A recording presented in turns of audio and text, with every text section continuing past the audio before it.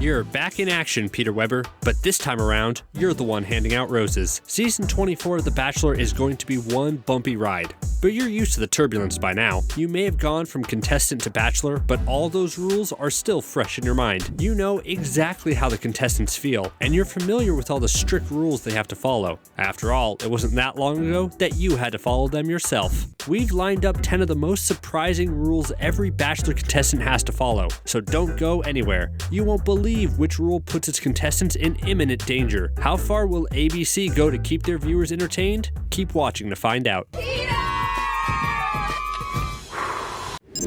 Hold on to your bling. You would think that the contestants on The Bachelor would rack in some serious dough, especially after making it to the final 12, but that just isn't the case. Contestants aren't paid for appearing on the show, but if there's one thing that keeps them going, it's the neon diamond rings the finalists are gifted at the end of the season. But we should warn you, gifted isn't exactly the best word to use. After all, producers of the show can ask for the ring back if contestants fail to follow their rules. These neon diamond rings have been valued from anywhere between $50,000 and $100,000. But finalists shouldn't get too attached to their bling, because it can be taken away from them just like that. Jessie Sinsack, the Bachelorette winner who got engaged to Deanna Pappas at the end of Season 4, let Hollywood.com in on a little secret. According to Jessie, contestants sign a contract before appearing on the show, and this contract forbids the couple from keeping their rings if they break up within 2 years of the season finale's air date. BYOW.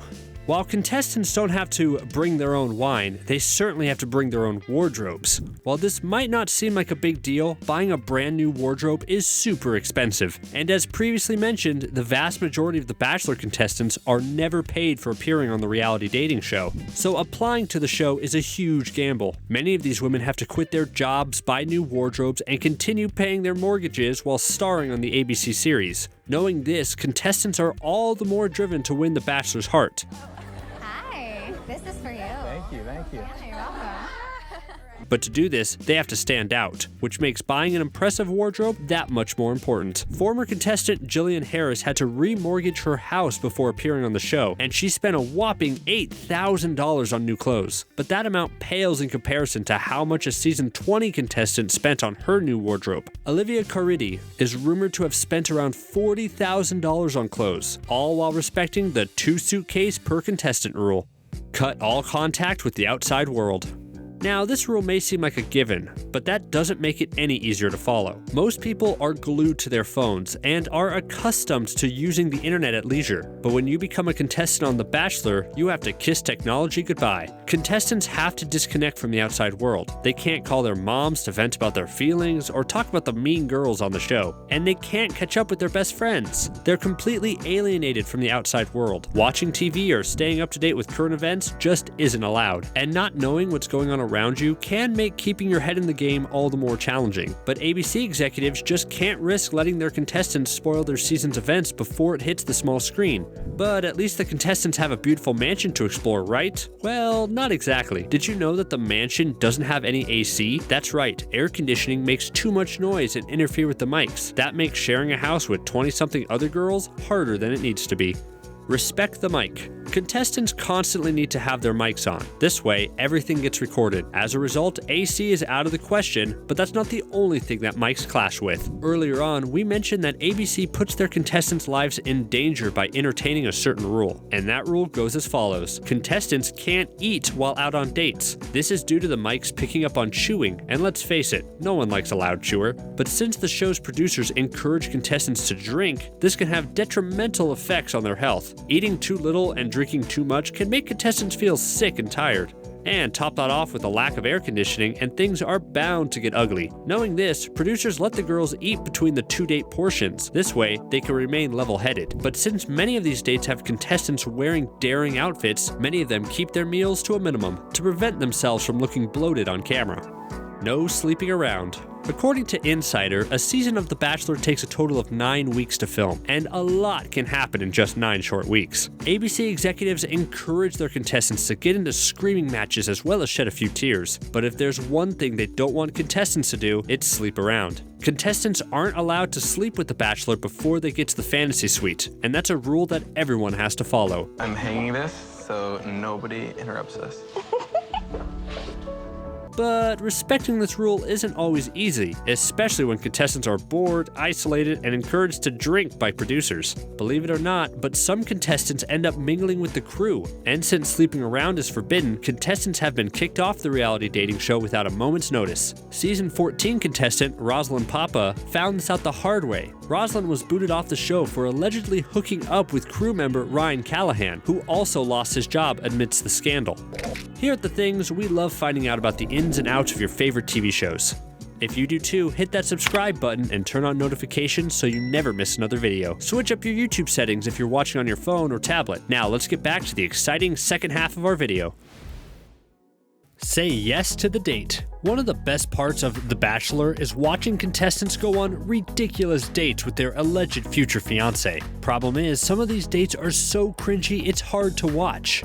Before appearing on the show, contestants agree to say yes to the date no matter how absurd it turns out to be. So if producers tell them to go skiing down the hills of San Francisco in their bikinis, they better be ready. While this date idea might sound absurd, it's exactly what happened in season 16, episode 3 of The Bachelor. But as it turns out, skiing down a hill in a bikini isn't all that bad. After all, the girls can be asked to partake in extreme sports like skydiving, water skiing, cliff diving, and everything in between. Most people don't mind if their partners have a fear of heights. But if contestants aren't willing to jump out of a plane for their future fiancé, they'll get booted off the show without a moment's notice. Don't talk about the finale. The Bachelor and the 1999 film Fight Club have a lot in common. This is made obvious by the club's #1 rule: don't talk about Fight Club. This also happens to be the #1 rule for The Bachelor. That is, if you replace Fight Club with the finale. Anyone who talks about the finale before it airs on TV will pay the ultimate price. And that price is $5 million. A lot of effort goes into keeping the season's finalists a secret. When filming wraps up, the final couple has to hide out in a safe house to keep each other a secret while the show is airing. But the finale isn't the only thing contestants can't talk about. In fact, there's a certain word that is strictly banned from the program, and that's the P word. We're talking about the word process, of course. According to contestants, the word process is off limits because it takes away from the show's romantic angle, and talking about politics is also off limits. Since political talk can anger viewers, contestants are forbidden from talking about their political views on camera. Kiss your privacy goodbye. Contestants are forbidden from using technology during their 9-week stay at the mansion, but this rule only applies to them. Throughout the show's production period, contestants agree to being filmed all day, every day. So in other words, they can kiss their privacy goodbye the second they walk through the mansion doors. The only time the girls aren't being filmed is when they're using the bathroom. The contestants are also made to wear mics from the moment they wake up in the morning to the second they go to sleep at night. But cameras are always on them, even when they sleep. Every single moment of The Bachelor is filmed and recorded, except for when contestants win an evening stay in the fantasy suite with The Bachelor. But while the show only takes 9 weeks to film, contestants belong to ABC for a total of 12 months. This rule prevents them from being cast in any other productions during this time. The exam period. ABC producers only want the best matches for their bachelors, which is why they test contestants before casting them on the show. First and foremost, producers want to make sure that their contestants are in optimal health, both physically and mentally. Since many of the dates require contestants to be in tip-top shape, it's crucial that they pass the physical with flying colors.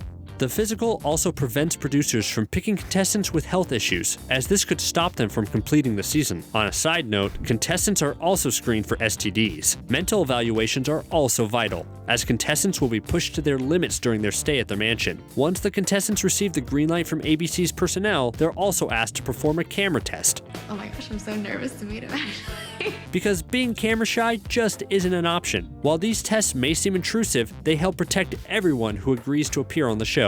Stay together for the fans. But simply making it to the finish line isn't enough to keep a couple together, and in the past, couples have broken up before the final episode aired on TV. But since viewers want the happily ever after they were promised, breaking up just isn't an option. According to Louis Fenton, the show's producer, contestants agree to stay together for the fans until the finale, and reunion episodes make headlines. This keeps the magic alive for viewers while securing the show's credibility. So if the season's final couple chooses to call it quits, they have to go on pretending like they're in love. Dating other people during this time counts as a contract breach and could land the finalist in hot waters with ABC. But since a $1 million lawsuit would ensue, most contestants don't have an issue when it comes to respecting this rule. Respecting all these rules can seem impossible when you're on the outside looking in, but contestants don't really have a choice in the matter. Who do do you think is going to win Peter Weber's heart in season 24 of The Bachelor? Sound off in the comments. Before you go, give this video a big thumbs up. We'll see you next time on The Things. Thanks for watching.